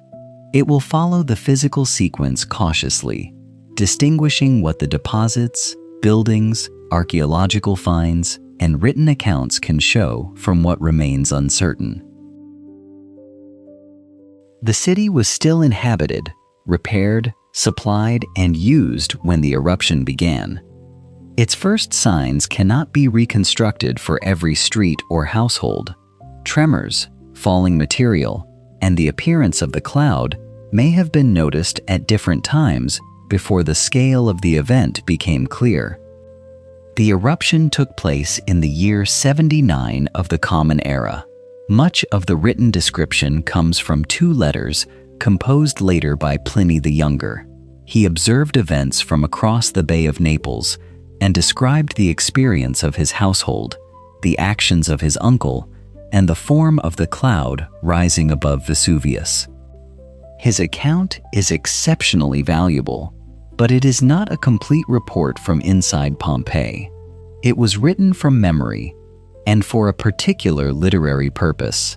The sequence preserved in the letters must therefore be considered alongside the volcanic deposits, damaged buildings, objects, and human remains found around the mountain. The eruption developed through changing phases rather than one immediate burial. A tall column of hot gas, ash, and fragmented volcanic material rose above Vesuvius. Winds carried much of the falling material toward Pompeii and surrounding areas. Fine ash began to settle, followed by increasing quantities of pale pumice. Pumice is light compared with solid rock, but a prolonged fall can accumulate into a deep and heavy deposit. Pieces entered streets, courts, gardens, and rooms exposed through roof openings. In some places, the material accumulated against walls, doors, and other obstacles. It covered thresholds and made movement more difficult. Inside houses, some occupants may have tried to remain sheltered. Others left buildings or moved repeatedly as conditions changed. The archaeology preserves doors, rooms, deposits, abandoned objects, and bodies, but it rarely reveals the exact reasoning behind an individual decision. The earliest falling material did not affect every structure in the same way. Roof form, construction quality, repair condition, room size, and the depth of accumulated pumice all mattered. Some roofs carried the increasing load for a time. Others began to fail. Collapse changed the interior of a building quickly.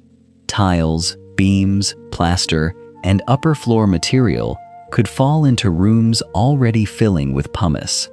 Passages became blocked. Courts and open areas remained exposed. A building that had first offered shelter could become more dangerous as weight increased. The city's ongoing repair work may also have shaped local conditions. Some roofs or walls were newer than others. Certain spaces were unfinished or altered. Stored construction materials occupied parts of some properties.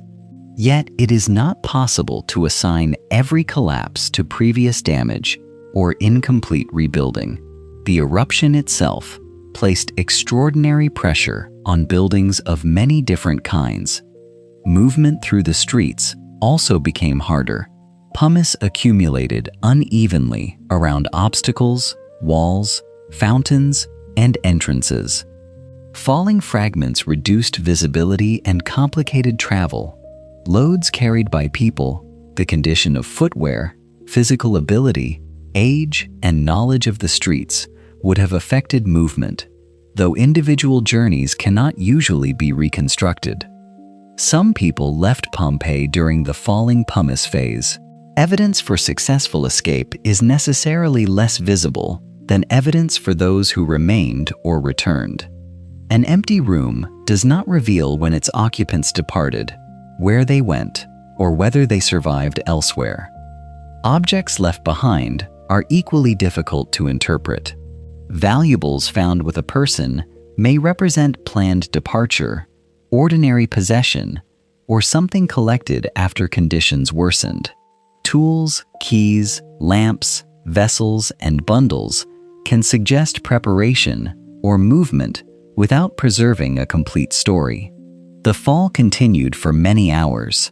Layers of pumice accumulated through streets and buildings, interrupted in places by ash and fragments from collapsing structures. The surviving deposits preserve changes within the eruption, but their depth and composition vary across the city. Later, the character of the danger changed.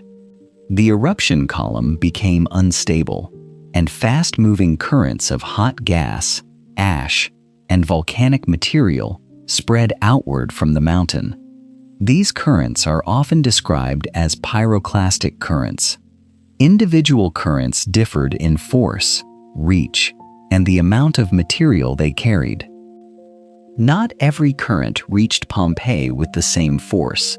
Deposits show a sequence of arrivals rather than one identical wave covering the entire region. Some currents, affected areas closer to Vesuvius more severely before later phases reached farther across the plain. By this stage, many buildings at Pompeii had already been damaged by prolonged pumice fall and roof collapse. The later currents entered streets and open spaces, passed through damaged structures, and deposited additional layers of ash and volcanic material. These deposits could fill spaces that pumice had not reached completely. They entered upper areas, courts, doorways, and rooms opened by collapse. The sequence of falling material and later currents gradually concealed the forms of streets and buildings beneath several meters of volcanic deposit. Human survival within these later conditions became increasingly unlikely. The archaeological evidence includes bodies found within deposits, beneath collapsed material, and in spaces where people had sought shelter or attempted movement. These remains should not be treated as a single frozen crowd. They belong to different locations, circumstances, and phases of the eruption. Their positions may relate to collapse, movement, shelter, volcanic currents, or later changes as deposits settled. In some cases, decomposition left a hollow within compacted volcanic deposits. During 19th century excavation, plaster was poured into selected voids, producing casts that preserve the form of the space once occupied by a body and, in some cases, details of clothing or objects.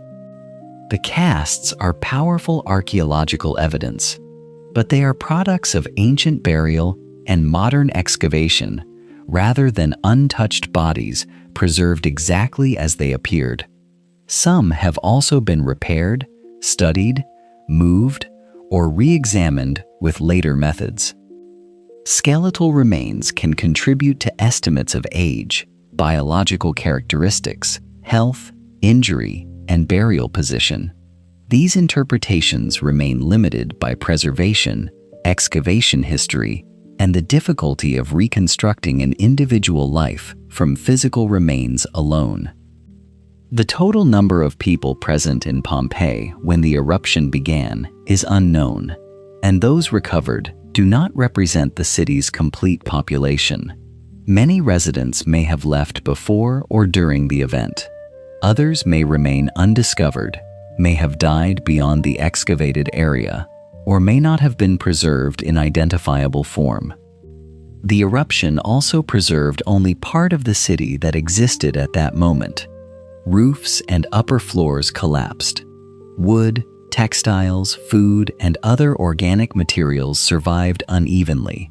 Objects were moved by people, falling debris, volcanic currents, later tunneling, excavation, and restoration. Pompeii is therefore not a complete instant sealed without change. It is a layered archaeological site created by eruption, collapse, burial, decay, recovery, and modern intervention. Yet the burial preserved relationships that would otherwise have disappeared. Streets remained connected with thresholds. Mills stood near ovens. Painted walls survived beside rooms and gardens. Inscriptions remained on exterior surfaces. Containers, tools, shrines, fountains, and drains retained parts of their architectural settings. The eruption ended Pompeii's continuing life as an inhabited city, but it did not finish its history.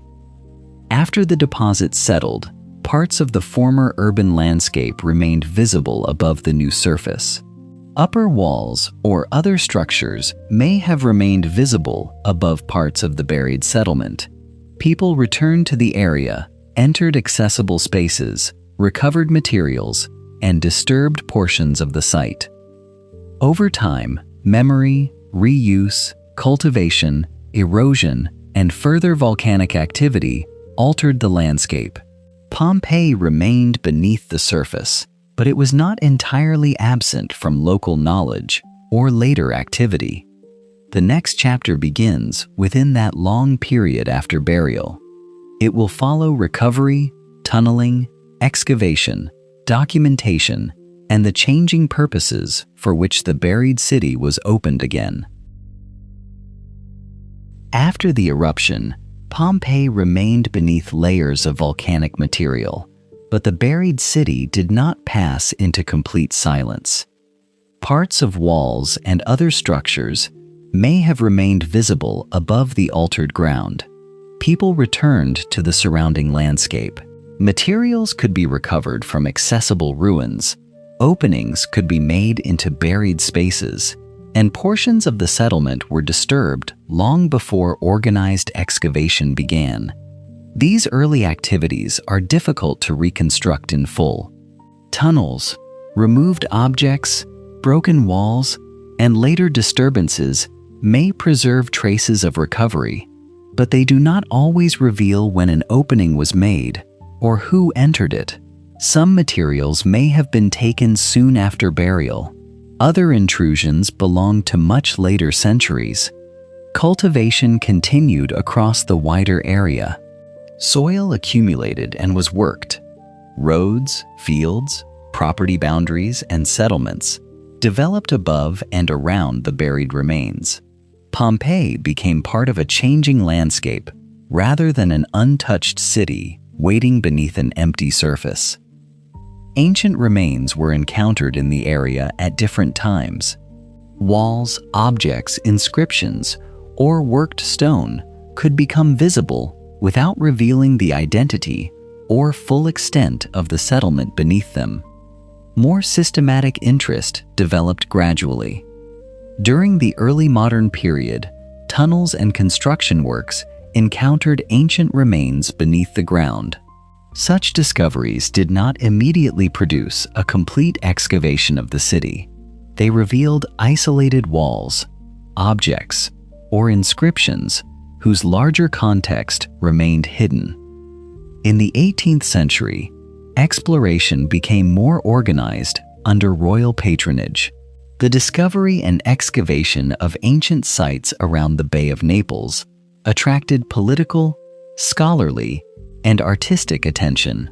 Pompeii was opened through trenches, shafts, and tunnels designed to reach decorated rooms, sculptures, inscriptions, and valuable objects.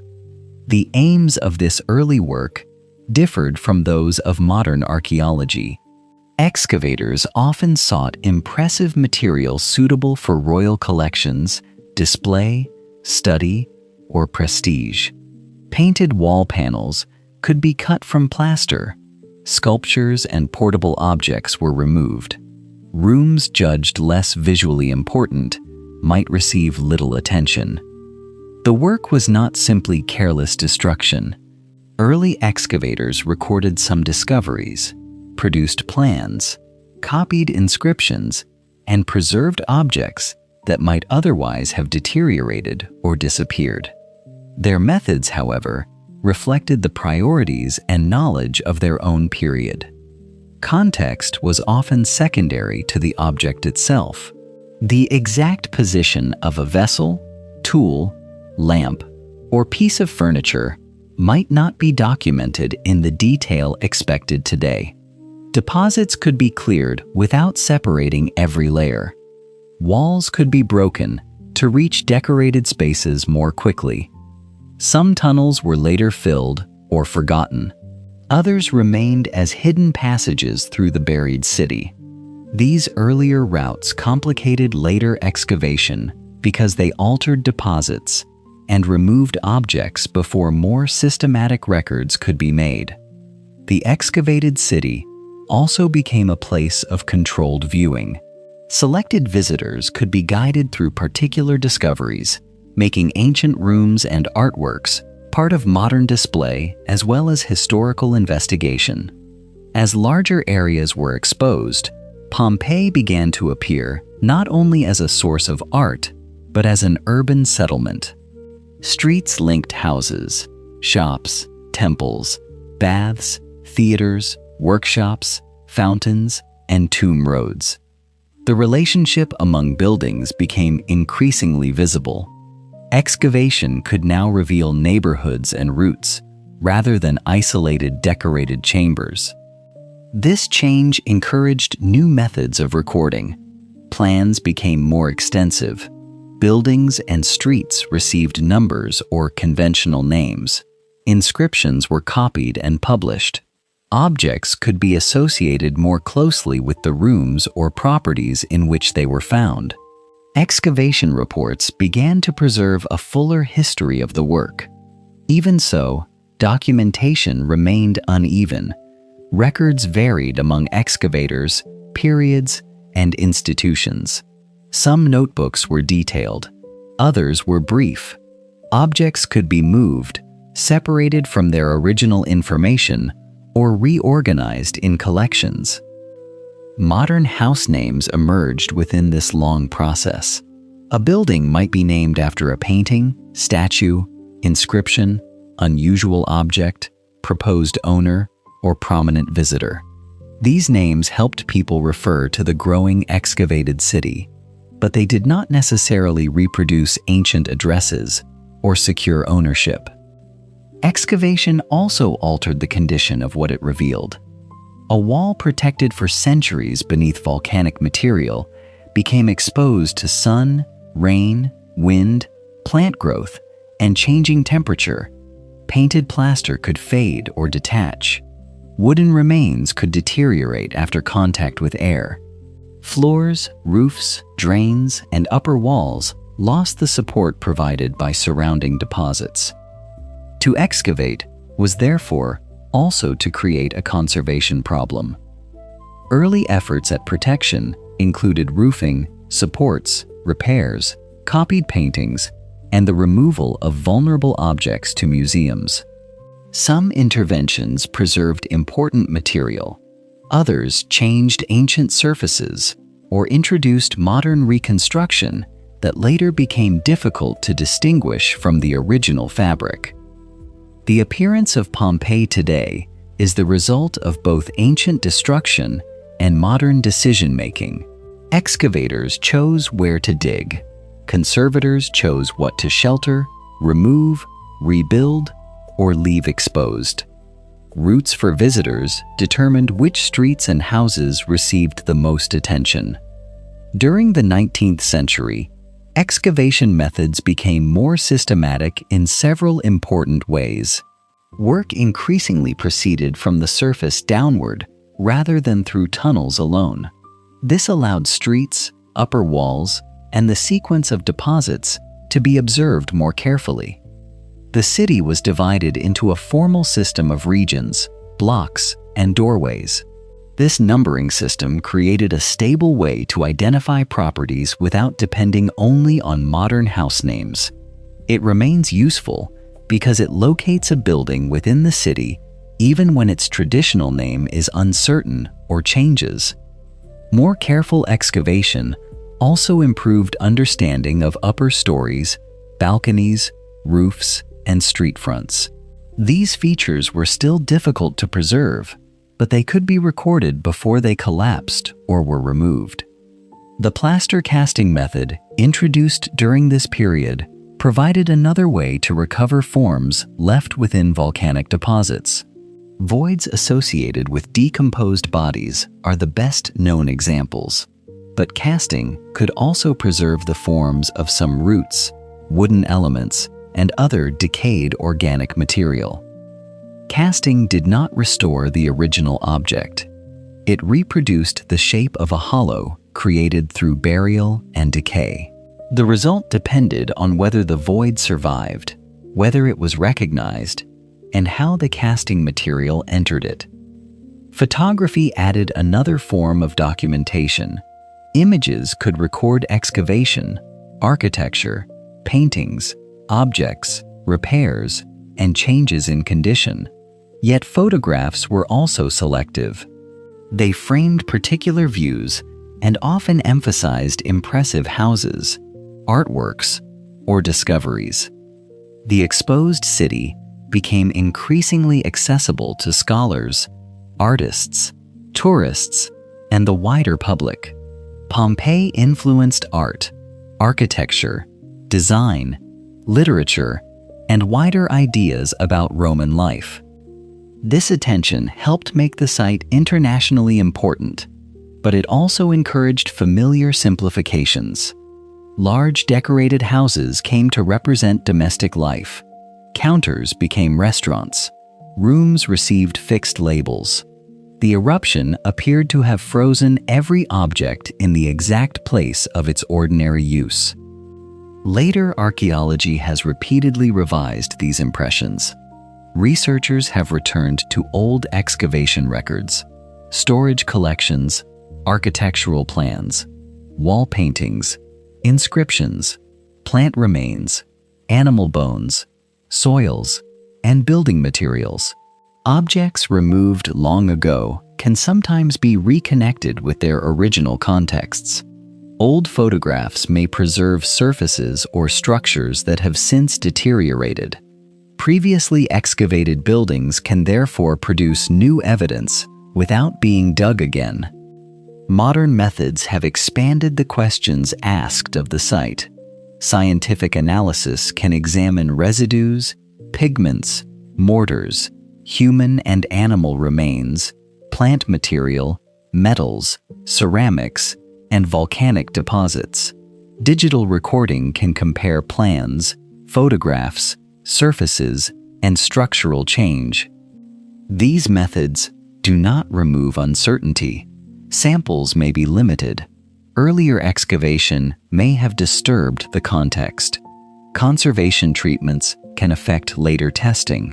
A new analysis may refine one question while leaving several others unresolved. Excavation itself has also become more selective.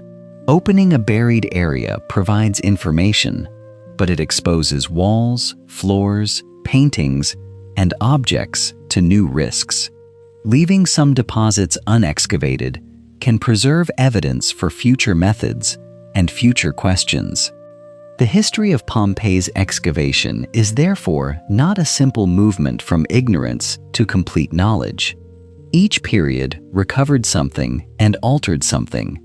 Tunnels revealed decorated rooms while damaging context. Open area excavation exposed streets while creating conservation needs. Museums protected objects while separating them from buildings. New technologies answer questions that earlier researchers could not ask, but they work with evidence already changed by centuries of intervention. Pompeii is both an ancient city and a modern archaeological construction. Its streets, walls, objects, and deposits belong to antiquity, while roofs, supports, labels, pathways, restorations, archives, casts, photographs, and displays belong to the history of recovery. Understanding the site requires both histories. The next chapter remains within the excavated city, but slows the journey further. It will consider what survives now, what has been lost since discovery, how conservation decisions are made, and why Pompeii remains unfinished as an archaeological place. The excavated city now stands open to weather, visitors, conservation work, and continued study. Its streets, walls, paintings, floors, drains, fountains, gardens, and public buildings belong to antiquity, but their present condition also reflects the years since they were uncovered. Every exposed surface has passed through another history of rain, sunlight, wind, plant growth, repair, shelter, handling, and observation. Pompeii therefore survives in different ways. Some structures remain visible in the place where they were found. Other objects were moved to museums or storerooms. Painted surfaces may be protected by roofs or barriers. Walls may contain both ancient masonry and modern supports. A room can preserve original plaster beside repaired edges, reconstructed sections, or areas where decoration has been lost. This mixture is part of the site's history. It shows that survival is an active process rather than a passive condition. Once a wall or floor has been excavated, it cannot simply be returned to the protected state it occupied beneath the deposits. Water can enter cracks. Salts can move through plaster and stone. Temperature changes can weaken surfaces. Plants can take root in masonry. Repeated visitor movement can add wear in accessible areas. Roofs create their own choices. A shelter may protect painting and plaster from direct rain, but it also changes airflow, shade, drainage, and the appearance of the building. A reconstructed roof can help visitors understand an interior space while introducing modern materials and interpretations. Drainage must also be maintained. Ancient streets and buildings were shaped around systems that no longer function exactly as they once did. Rain falling on the exposed city can collect in rooms, pass through damaged surfaces, or move along routes altered by excavation and repair. Conservation, therefore, involves repeated decisions rather than one final solution. A damaged wall might be supported, partly rebuilt, sheltered, documented, or temporarily closed to access. A vulnerable painted surface might be stabilized in place, sheltered, documented, or treated through another carefully chosen intervention. A floor might require protection from visitors while still remaining visible enough to be understood. Each choice preserves some forms of evidence while changing the way the site is experienced. Complete reconstruction can make a building easier to imagine, but it may blur the boundary between ancient and modern work. Minimal intervention can preserve that distinction, but it may leave a structure more vulnerable or difficult to interpret. Removal to a museum can protect an object, while separating it from the room, wall, threshold, or garden that gave it context. There is no single answer that applies to every building or object. The condition of the site also varies greatly. Some houses retain substantial painted decoration. Others preserve mostly walls and floors. Certain streets are stable enough for regular access, while nearby areas may require monitoring, reinforcement, or closure. This unevenness reflects ancient construction, eruption damage, excavation history, earlier restoration, environmental exposure, and the resources available for maintenance. A famous property may receive attention for reasons different from those affecting a less decorated building. The visible city is therefore not a neutral sample of everything that survives. Public routes influence which places are most familiar. Buildings open to visitors appear more often in photographs, guidebooks, and memory. Closed areas can seem absent even when important evidence remains within them. Storerooms hold objects that no longer appear in their original settings, while archives preserve drawings, notes, and images connected with features that have since changed or disappeared. The archaeological site extends beyond what can be seen during one walk. It includes unexcavated deposits, laboratories, collections, archives, conservation records, maps, digital models, and the accumulated observations of many different projects. A wall in the city may be studied together with an old photograph, a fragment in storage, a pigment sample, and a plan made during excavation. These forms of evidence can sometimes restore relationships weakened by earlier removal or incomplete recording. They can also reveal change. A photograph may show a painted surface before fading. A plan may preserve the outline of an upper wall later lost. A conservation report may record when a crack appeared or a roof was added. Repeated surveys can show slow movement that would not be visible during a single visit. The site is therefore observed across time as well as across space. New analysis continues to alter understanding. Building materials can be compared. Residues may suggest former contents. Plant and animal remains can refine questions about diet, trade, gardens, or environment. Human remains can be studied with methods unavailable to earlier excavators. Such work does not produce one final version of Pompeii. New results depend on sample quality, preservation, earlier treatment, and the questions being asked.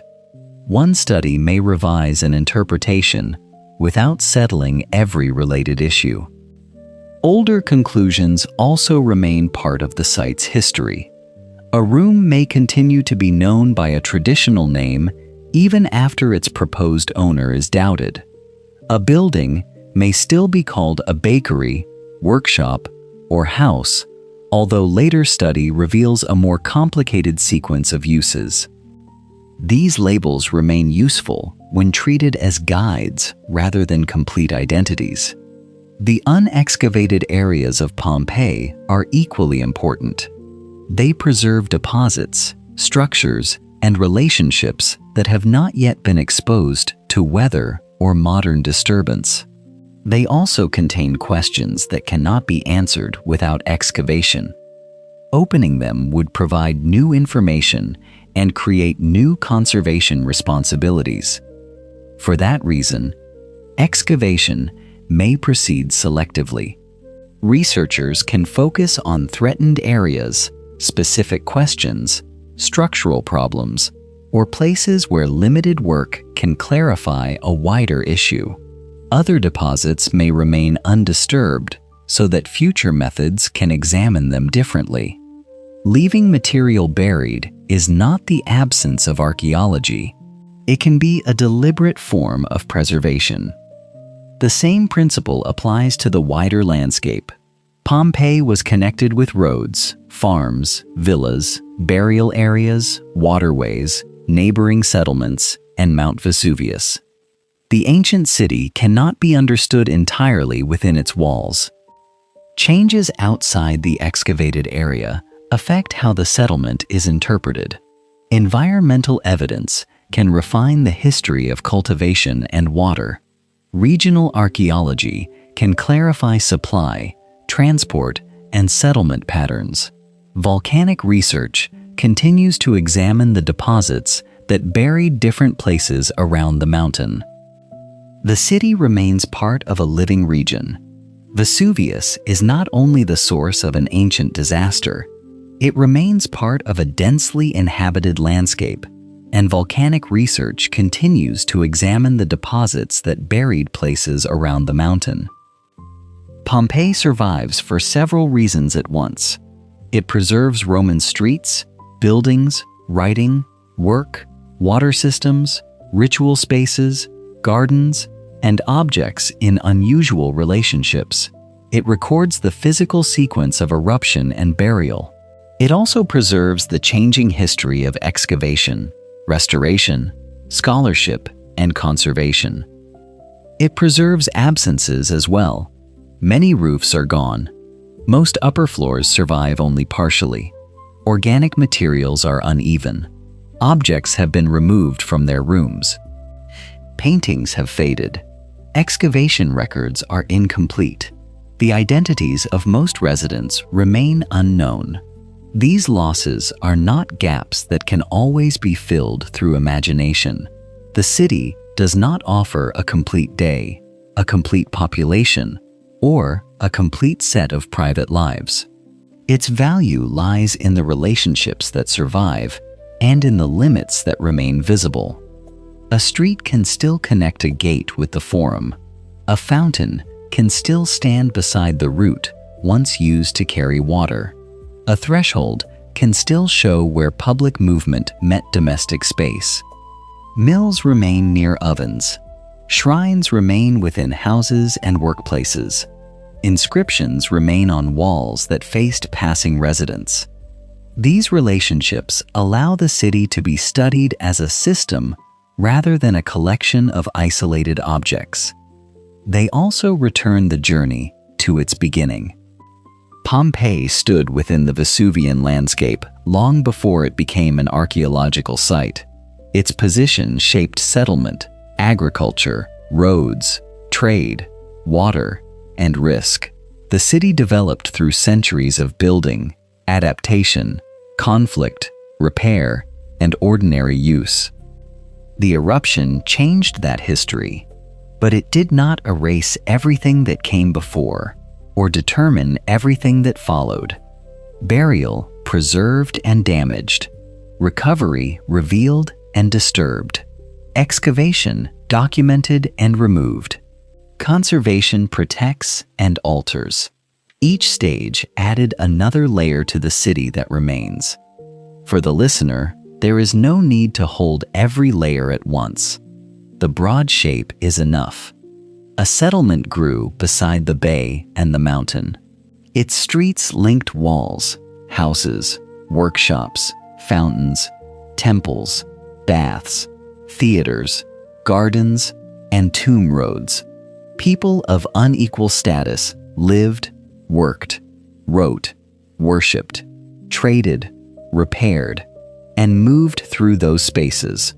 The city was buried, entered again, excavated, recorded, studied, and protected. It continues to change under the care and pressure of the present. Pompeii is not complete. It does not need to be complete in order to matter. Its remaining walls and objects preserve connected histories, some clear, some partial, and some still beneath the ground. The streets now become quiet again. The forum remains open beneath the sky. The ancient fountain network no longer supplies the city as it once did. Rooflines are lower than they once were. Doors lead into rooms whose occupants are mostly unnamed. Beyond the walls, the land continues toward the bay, the plain, and the slopes of Vesuvius. The city remains there as an ancient place, an archaeological site, and an unfinished record. For now, that is where the journey can rest.